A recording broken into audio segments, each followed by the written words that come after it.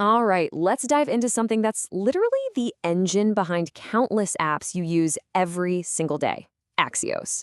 If you've ever wanted to pull back the curtain and see how modern software really communicates with the internet, you are in exactly the right place. Let's get into it. But first, let's start with a really big question. We've all seen them, right? Apps that have a great idea, a slick design, but they just fail. They're slow, they're buggy, they feel unreliable. So why does this happen over and over again? Well, the answer, surprisingly, often comes down to the plumbing. It's not the fancy features on the surface, it's how that application asks for, receives, and handles data from a server. We call this API communication, and when those pipes are leaky or just plain broken, it becomes the silent killer of software projects. So here's our game plan for today. We're going to start by really nailing down that core API problem. Then we'll introduce Axios as the professional's choice to solve it. From there, we'll unlock its absolute superpower, interceptors, before we jump into some real-world examples and finish up with the playbook that top-tier companies use. Okay, first section, the API communication problem. Every modern application, whether it's your social media feed or a complex financial dashboard, is in a constant state of conversation with a server. And this isn't some simple chat. It's a messy, complicated reality of handling raw data, and it's a puzzle every developer has to solve. And that conversation happens through an API, an application programming interface. The best way to think about it is like a menu at a restaurant.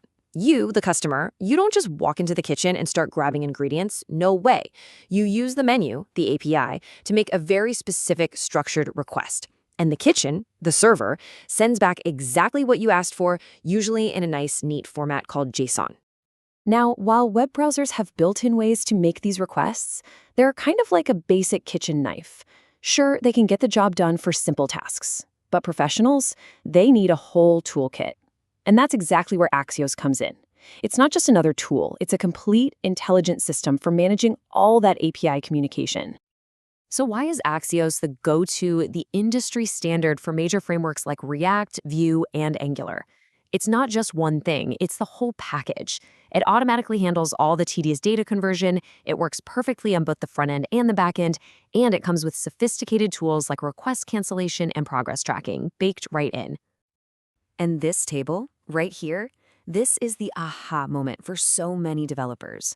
Just look at the column for the native Fetch API that's built into browsers.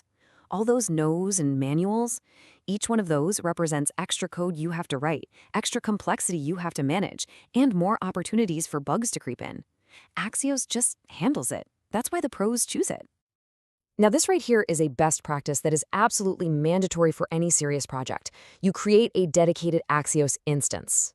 What this does is it sets up a central configuration for a specific API you're talking to. You define the main URL, the timeout rules, all of that stuff just once. This makes your code unbelievably clean and easy to manage, especially when your app needs to talk to more than one service. Okay, this brings us to the absolute game changer. If there is one single feature that separates Axios from pretty much everything else and makes truly professional applications possible, it's this one, interceptors. And believe me, this isn't just a feature, it's a superpower. So what in the world is an interceptor? Think of it like a security checkpoint or a customs agent for your data. It is a piece of code that can look at, change, or even stop every single API call that leaves your application and every single response that comes back, all from one powerful central location. This flow really makes it clear. Your app decides it needs to fetch some data. But wait, before that request even goes out the door, the request interceptor jumps in. Maybe it adds an authentication token to prove who you are. Then, after the server sends a response, the response interceptor gets to see it first, checking for any errors before your main application code ever has to worry about it. Here's a perfect example of why that's so powerful. Imagine you could secure your entire application with one simple rule. Just automatically attach the user's security token to every single request. You write this code once in the interceptor, and you literally never have to think about it again. That is security by default. And here's the other side of the coin, the response interceptor. This thing acts like a global watchdog for errors. So if it sees a 401 unauthorized error on any response from the server, it instantly knows the user's session is probably expired. And from that one central spot, it can automatically log the user out or maybe even try to get a new token. You solve a critical problem for the entire app in one place. No more repetitive error checking code all over the place. All right, so we've got the theory and we've unlocked the superpower. Now, let's put this stuff to work and solve some of the tangible, everyday challenges that developers face all the time. This right here, this is the hallmark of a truly professional grade application. Instead of just failing and logging the user out when their access token expires, the interceptor catches that specific error.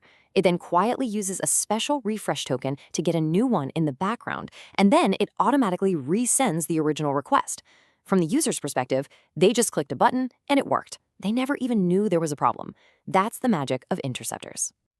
And Axios isn't just for fetching little bits of JSON data. Not at all. It's a full-blown toolkit. You need to upload a profile picture or a massive dataset for an AI model, Axios handles it. You need to download a PDF report or a CSV file, it can do that too. And critically, for those big transfers, it can actually track the progress, so you can show your user a nice loading bar instead of just a frozen screen. Okay, time to level up. We're heading into the final section where we talk about how to structure all this power into a clean, maintainable, production-grade architecture. This is the enterprise playbook. The number one principle is this: your UI components, the buttons, the forms, should never make API calls directly. Instead, you create what's called a service layer, a dedicated folder in your codebase where all that API communication logic lives. So your UI just says, hey, user service, please get me the user details. It doesn't know or care about Axios. This separation makes your code dramatically easier to test, to debug, and to scale up. And that leads us perfectly to all the mistakes we want to avoid. Honestly, every single item on this list is a symptom of an amateur codebase. Scattering API calls everywhere, hard-coding URLs, just hoping errors don't happen. These are the things that create buggy, unmaintainable nightmares. A professional architecture using instances, interceptors, and a service layer, it solves every single one of these problems. So let's bring it all home. What are the key takeaways? Well, think of it like a stack. The foundation is a full-featured toolkit that can handle anything. On top of that, we build centralized control using instances and a service layer. Then, we add that global power layer of security and error handling with interceptors. And all of that together forms the robust, solid foundation for any serious, scalable application. And this really is the bottom line. It's so much more than just learning another library. When you truly master Axios and these architectural patterns, what you're really mastering is the fundamental language of the modern web, how real professional applications talk to real production backends. So I'll leave you with this question. Now that you have the enterprise playbook, what's the first complex API challenge you're going to solve? Are you going to build that seamless token auto-refresh? Create a robust file uploader with progress bars? Or maybe refactor a messy old project into a clean professional service layer? The toolkit is all yours.